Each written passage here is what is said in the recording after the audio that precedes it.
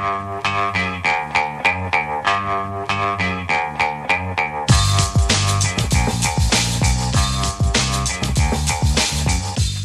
the Brian Lehrer Show on WNYC. Welcome back, everybody. I'm Matt Katz, keeping the big seat warm for Brian today. Tonight, Brian will host a live radio broadcast from Summer Stage in Central Park to celebrate the station's 100th birthday.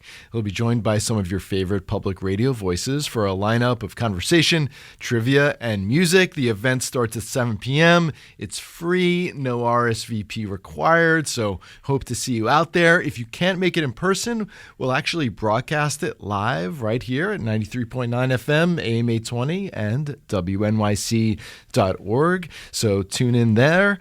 And in honor of tonight's event, we now continue our WNYC Centennial Series, 100 Years of 100 Things. And this week, we're up to thing 19, 100 Years of Music on WNYC.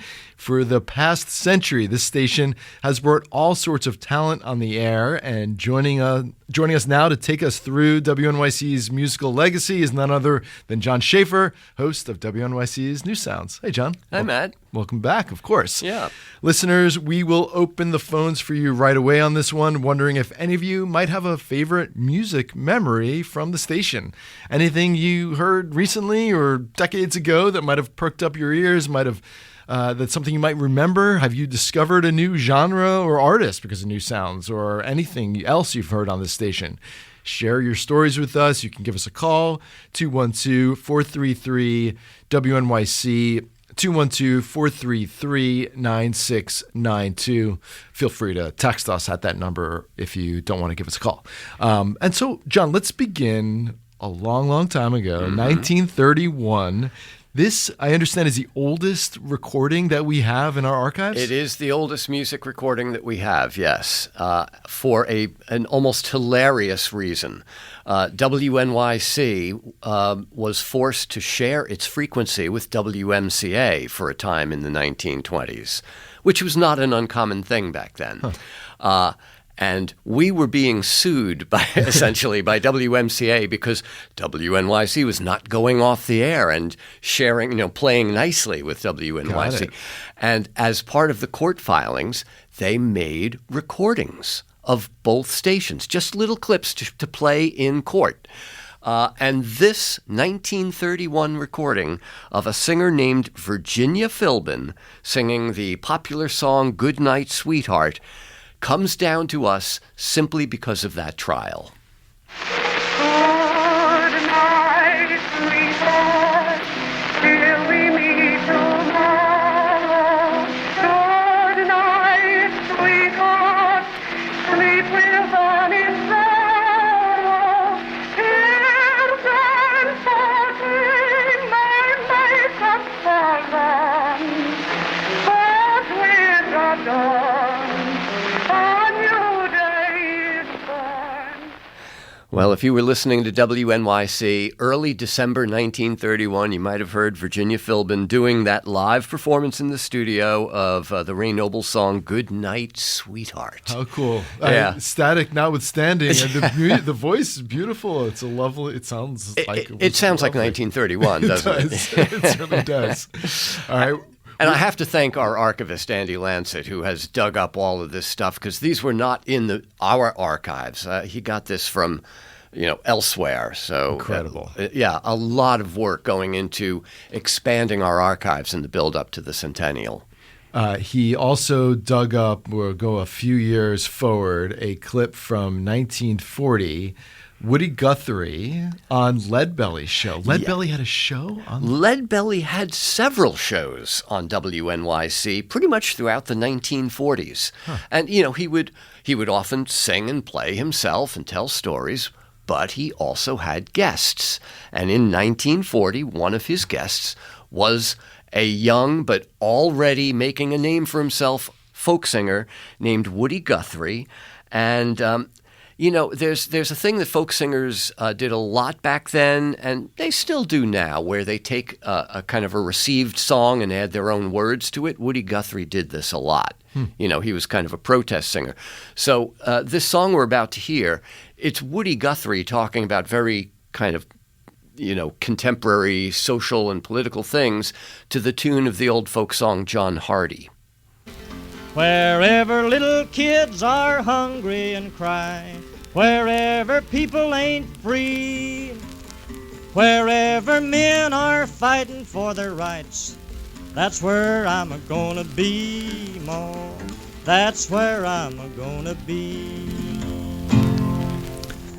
So cool. First of all, you can hear how the recording is slightly improved. Yep. So this is all live? I mean, he's just in front of them. Do you have any imagine how this might have gone down?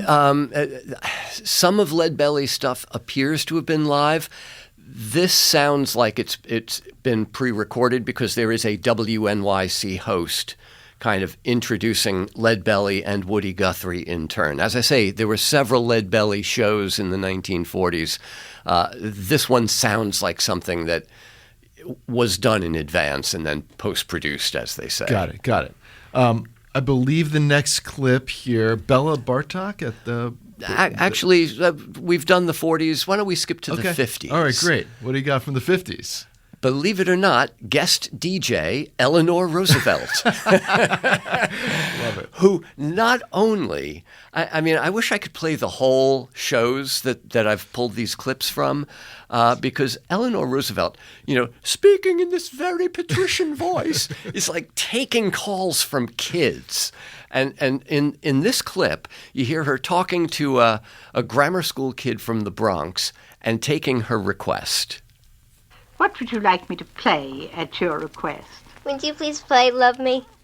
And who do you want to have sing it? Elvis Presley. All right. Treat me like a fool, treat me mean and cruel, but love me. Bring my faithful heart, tear it all apart.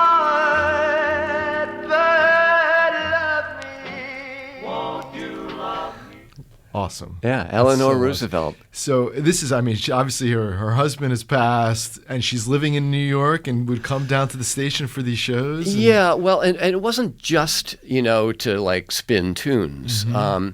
She was a very active proponent of the March of Dimes, and, all of the children on this particular show that she took calls from had polio, and so it was all as a kind of a fundraiser for the March of Dimes and to raise awareness for polio treatment and the new vaccine and all that kind of stuff. So when she came to the station in those years, it was generally to do that sort of work. We have a bunch of callers who have their John Schaefer and music memories from WNYC, and I think the next caller might help us set up the next clip. So Julie from Hastings. Hi, Julie. Thanks for calling in. Oh, thank you so much for taking the call. Thank you for this great episode segment. And I'm sure John Schaefer was going to mention him, but I just wanted to give a shout out to Oscar Brand. Yeah. You're helping me set up, as Matt intimated, the next track. Because, in fact, Oscar Brand, who hosted the Folk Song Festival on WNYC from the close of World War II well into this century, he was the first to sniff out all of the new trends in folk music. He knew the Weavers before they were the Weavers. And in 1961, he had a young folk singer named Bob Dylan come into the studio and... Remember, this is his first interview on the radio. He's just come to New York. He's begun to make a name for himself on the club scene in Greenwich Village, but he's still largely an unknown quantity.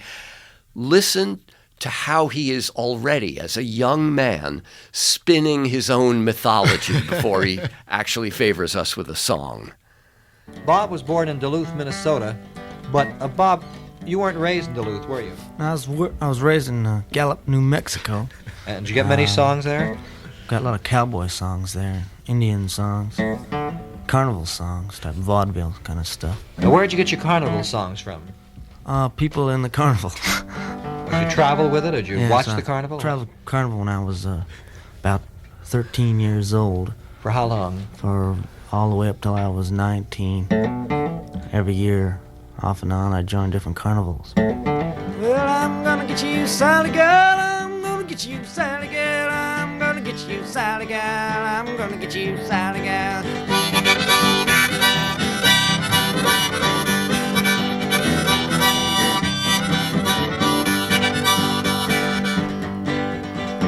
Well, I'm just one of them rambling men, rambling since I don't know when. Here I come and I'm gone again. Sally, Sally, John, can we fact check Bob Dylan there? I was just going to say, only a real spoil sport would want to, bring up Wikipedia and figure out, did Bob Dylan really grow up in Gallup, New Mexico and go out with the carnival? Robert Zimmerman maybe didn't, right? But Bob Dylan, in his own mythology, did, I guess. So it may not be factual, but it feels true. It does. Oscar Brand with the Folk Song Festival, 1961. And Oscar and Julie wanted to talk about Oscar Brand a little bit. I mean, tell us about how long was he on the station? Oh my God, something like 70 odd years. Wow. He never got, he was very proud of doing it all that time as a volunteer. I never accepted a penny. He did, it was basically half an hour a week. He did 1 half-hour show. When I first came here in 1981, one of my jobs was to rack up the tape of Oscar Brand's weekly folk song festival. Oh, cool. And, Oscar had been here so long that often the tapes were really old, and on more than one occasion, getting ready to play the reel-to-reel tape on the air, it would break in my hands as I was threading it into the machine, and I'd have to quickly, splice it together, and, it was a different time. What can I say? Yeah, you lived through these tremendously different eras, and now we're streaming digitally all over the world. Right. And the idea of razor blades and grease pencils and splicing tape, I wouldn't trade those days for anything. I think you learn a lot about the editing process, but, digital makes everything so much easier. We have a memory from about that era. Sally from the Upper West Side. Hi, Sally. You're on with John Schaefer. Well, I'm so glad that you mentioned that you came there in 1981 because it puts a time frame on when this memory was. This was back in the time when volunteers took all the donations. Right. And a friend and I came in. You were in some offices in City Hall, I think. 1 Center Street, the municipal building. In. Yeah. And you were there. And I had been to Senegal, West Africa, to visit a friend in the Peace Corps and had made some recordings. It was a tiny little village near the Mali border. And you had played a couple of nights before on a world music thing, a tape of, it sounded exactly like, it was in Pular, sounded exactly like the tape that I had made. And, I told you about it, and you said, well, I don't think it was the same village, but it was certainly in Senegal near the Mali border. And it was just such a wonderful coincidence. And I had obviously been listening to world music, but it certainly, I continued on it, and I've always followed your new music as well.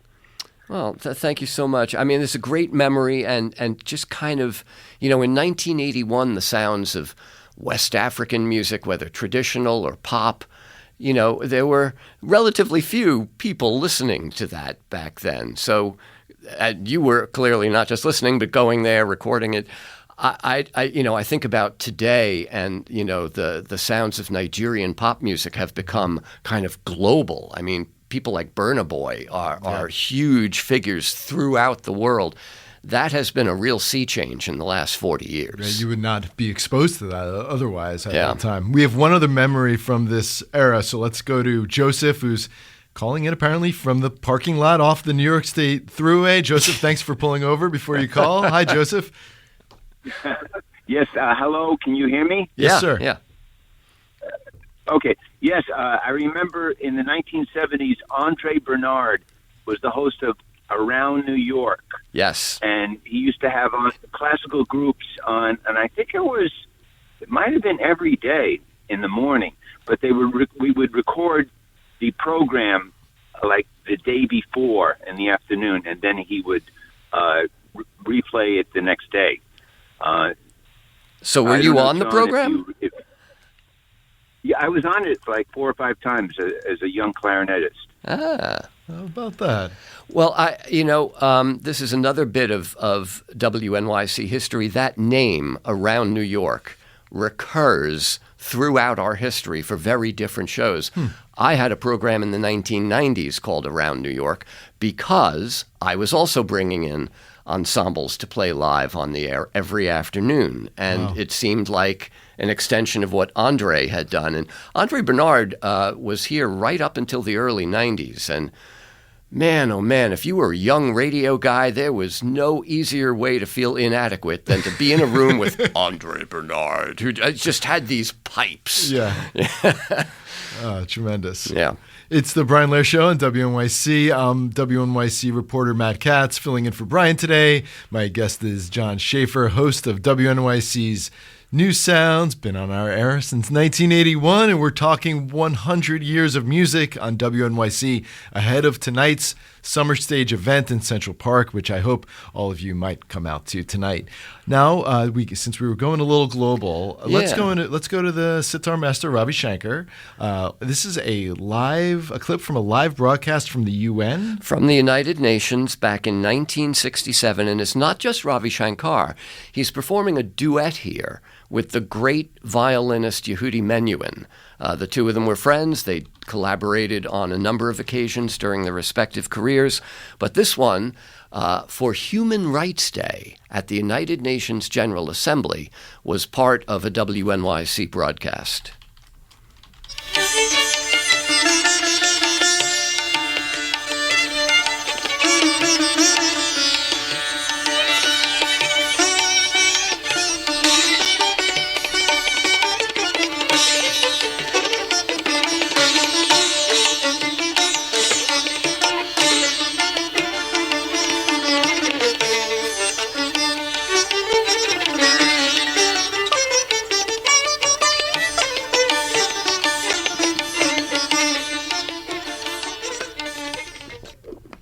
That was for a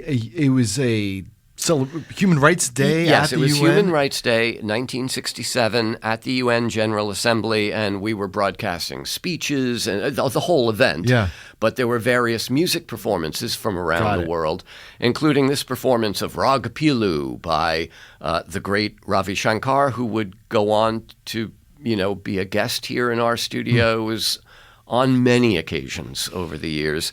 And Lord Yehudi Menuhin, actually, he wasn't Lord Yehudi Menuhin back then. He might have been Sir at that point, but we're talking 1967. We're going to take a quick break, but we will be back in a minute as WNYC's New Sounds host John Schaefer takes us through thing number 19 in our series 100 Years of 100 Things, music on WNYC. Back in a minute with more music and more of your calls. Stay tuned.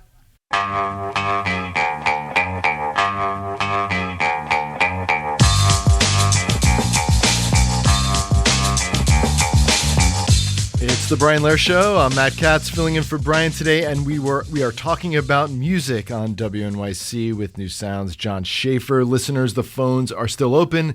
If you have a favorite music memory from the station, anything you've heard over the years that perked up your ears, have you discovered a new genre or artist? Give us a call, 212-433-WNYC, or text 212-433-9692. Okay, one of the guests tonight will be Laurie Anderson, and we have a clip. She's the pioneering electronic musician. Her career spanned 55 years. She's going to be on stage with you tonight for the event. This is an interview? Set this up. So I got here in 1981. In 1982, I started New Sounds. And it was just a record show. It was basically at my record collection. And at the end of December or maybe early January of 1983, I had my first guest. And it was Laurie Anderson. And I know that we aired the thing in January of 1983 because it was right before she went to the Brooklyn Academy of Music to unveil her mammoth music theater piece called United States, a 2-night, 4-part work. And by that point, she'd already made a name for herself with a a kind of unexpected hit song called "Oh Superman," which got as high as number 2 on the pop charts in Britain. And in this clip of the interview, you hear a little bit of the song, but you also hear Laurie talking about what that totally unexpected and weird experience was like. So hold me long. The song went to I think it got as far as number 2 in Great Britain. Mm-hmm. And I didn't know what the charts were in Britain, really, when it got on them. So it didn't matter to me. I didn't really, people kept calling up and saying, "You're number 8!" It was totally abstract. I just thought, 8 on what? And you're long.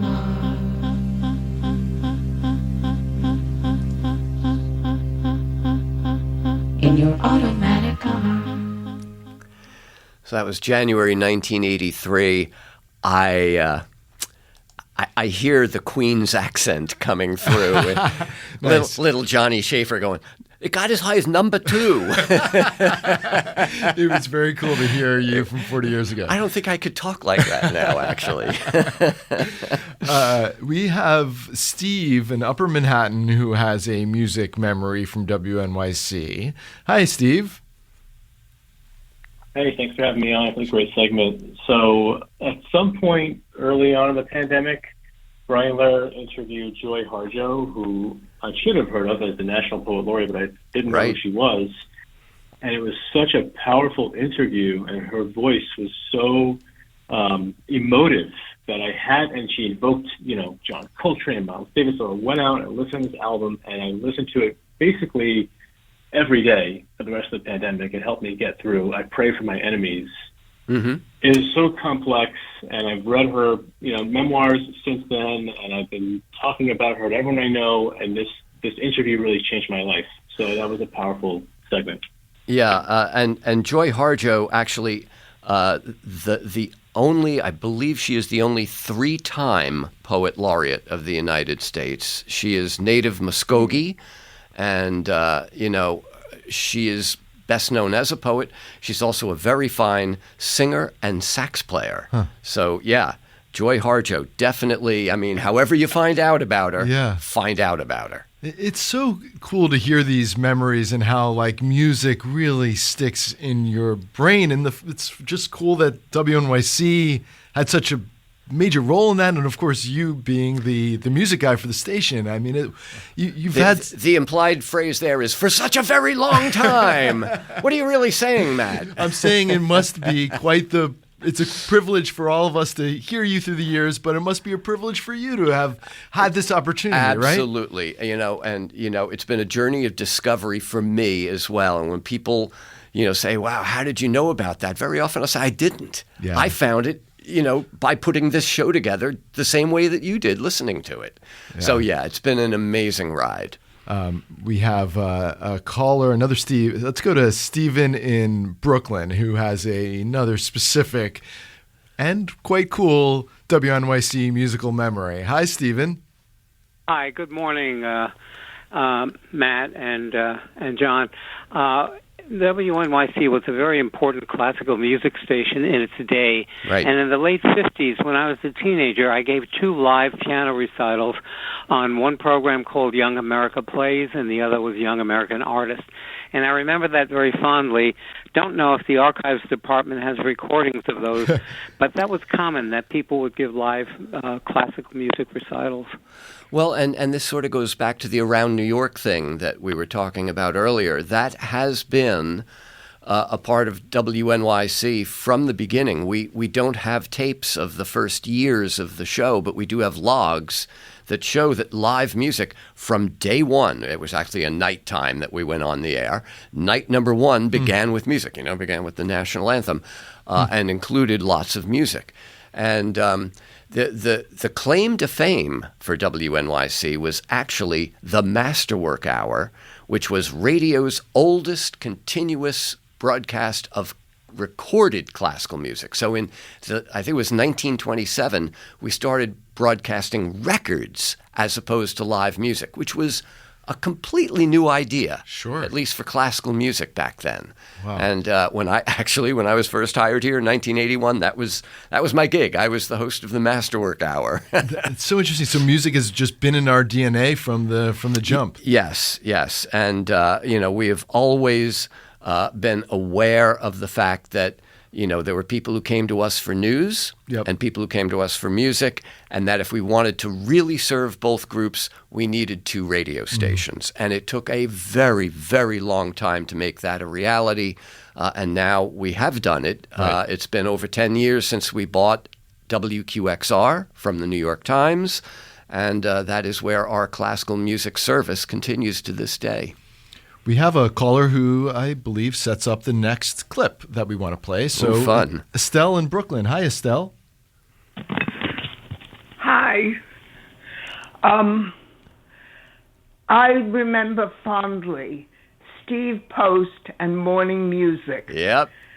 And his news reports, which sort of turned the news on its head, was one of the really wonderful things about WNYC. Estelle, I couldn't agree more. When I first got here and I heard what we were doing on this program called Morning Music, I was like, who is this guy? Does he even know the music? I mean, it's just, he was amazing to listen to. He would just tell these stories and crack these jokes. He was a genuine New York character. I grew to be immensely fond of him. Totally irascible. The guy you heard on the radio was the guy you met on the street. There was no artifice there. And he never made any pretense of being an expert in classical music. He knew what he liked, but he adhered to 0 rules. Listen to how he, I'll use the word very loosely here, introduces George Gershwin's Prelude No. 1. My father's favorite expression, if there are kiddies listening, you may not want them to hear this, but my father, when he drove, he was a very good driver. He had been an ambulance driver during World War II. But whenever he was driving and was annoyed by the way somebody else was driving, he'd roll down the window and he'd yell, "Mister, you drive like my ass." And it took me years before I realized, what does this mean, you drive like my ass? I still haven't figured it out. Maybe somebody out there can help.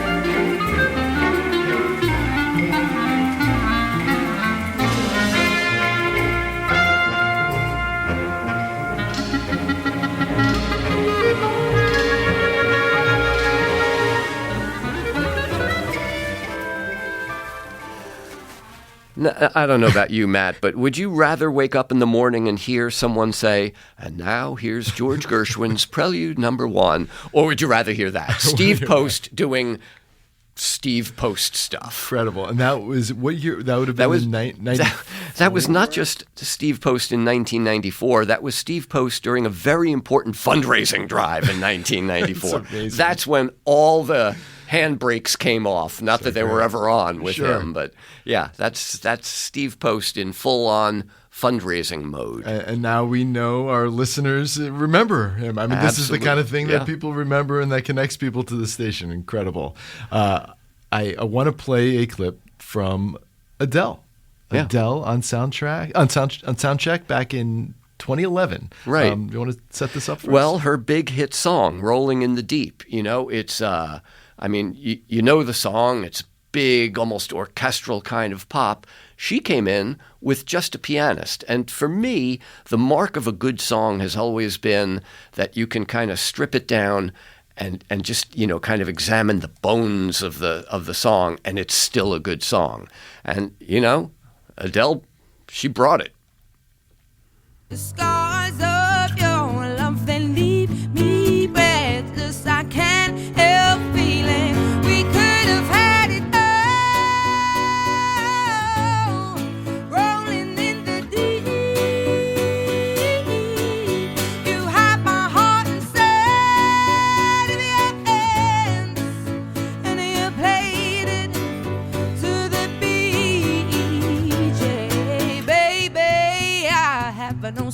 story to be told, but I've heard one on you, now I'm gonna make your head burn. So that is Adele performing live in our studio on Soundcheck, which is twice a weekly podcast of live performances and interviews that I still host today. That was 2011, Adele singing Rolling in the Deep. So awesome. John, tell us about tonight. You'll be joined by Brian Lehrer, Ira Glass. It's all at Summer Stage in Central Park. What should we expect from WNYC's Centennial celebration tonight? Lots of music, lots of trivia, comedy. Performers include MXM Toon, very gifted young sort of indie pop singer-songwriter. Our old friend Laurie Anderson, who has been a true friend of this station for over 40 years. At Freestyle Love Supreme, which is the group that was founded by Lin-Manuel Miranda. It's just going to be a lot of fun. It's a beautiful day. It should be a beautiful evening, and come out to Central Park Summer Stage. Yeah, folks might want to see John Schaefer in person, see the face behind the voice. Face made for radio, as the saying goes. as they say. Well, John, thank you for doing this. Thank you for introducing myself personally and New York to all of this amazing music through the years. It's such a service to the city. It's a service to the station. And it's so cool that you brought all these amazing clips. Appreciate you doing this. Thank you, Matt. I would love to go out today on the national anthem. This is from, I believe... this is the recreation of that first night that we went on the air. Oh, wow. When the national anthem was performed by the Police Department Band. We got Arturo O'Farrell, the Grammy-winning Latin jazz pianist, and his sextet to accompany the fine opera singer Janae Bridges. That is so cool. Well, you've been listening to The Brian Lehrer Show. I'm Matt Katz, filling in for Brian Lehrer. We hope to see you tonight at Summer Stage at 7 p.m. Thanks for listening, everybody. Stay tuned for all of it, and let's listen to the national anthem on the way out. Oh, say